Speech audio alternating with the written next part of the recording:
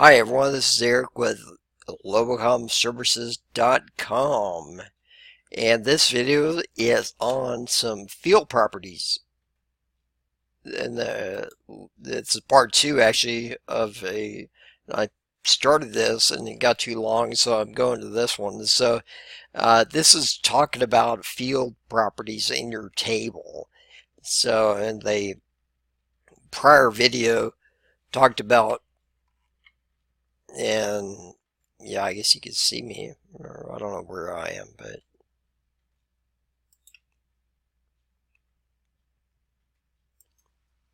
okay, you see me now? See me now? Okay, great.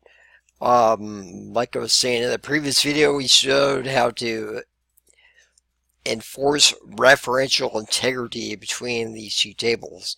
We have a one-dimensional relationship. So if I change something in this table, it's going to change in the other table. Notice also now this is talking about field properties in these tables. So if I look at these are different fields. Okay, that's a field, that's a field, that's a field, and notice how they're all set up to hold alphanumeric characters. Now the purpose behind these properties is so that we can find out, we can say what kind of data is that field going to hold. And here we can see that it's holding alphanumeric characters. This primary key right here, how do I know it's primary key? Well, if I go up here to design view, I can see the little key by it. And that shows that I have a unique index for every item in my table. There's a unique index for every row in my table. And I have my customer name, customer ID is unique for every single company in the table. And notice that my data type, they're all going to be short text. Okay, they're all holding text.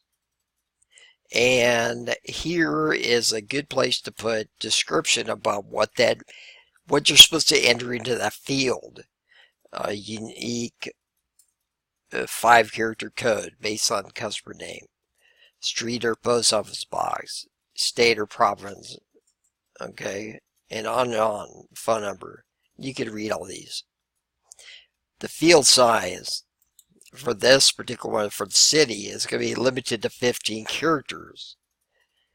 It's not required, and it's not, it doesn't matter if you, you can't leave it blank. Default value is nothing. Now you'll notice that the field size is limited to 66 on this one, or 60. Contact name, okay, it's limited to 30. Now notice that the caption,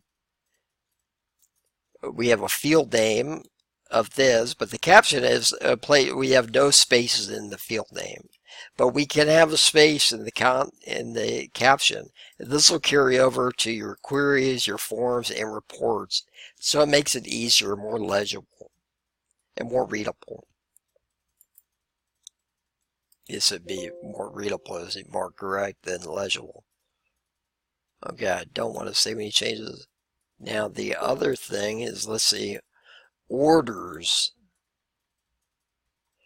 Okay, that adds more variety. So in the tail auto number, if you want to just automatically increasing every number, go ahead and do auto number, and it guarantees that you always have a unique index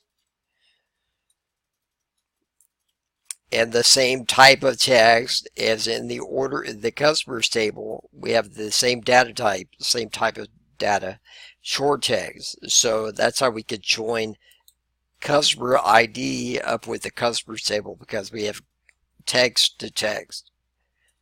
Employee ID is going to be numeric. is going to be numbers, because all of it, if I have my employees table over here, the primary key would be a numeric or an order number. Okay, order number and number, short text equals.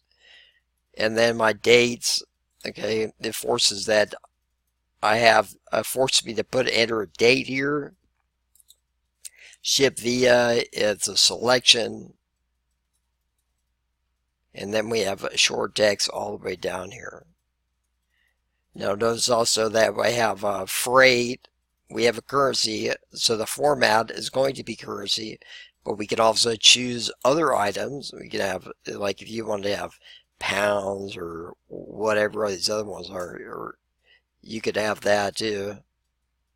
Percent scientific if you want to get really exact with it. Decimal places auto. Normally it's going to, if this is currency, it's going to be two pennies to the hundredths place.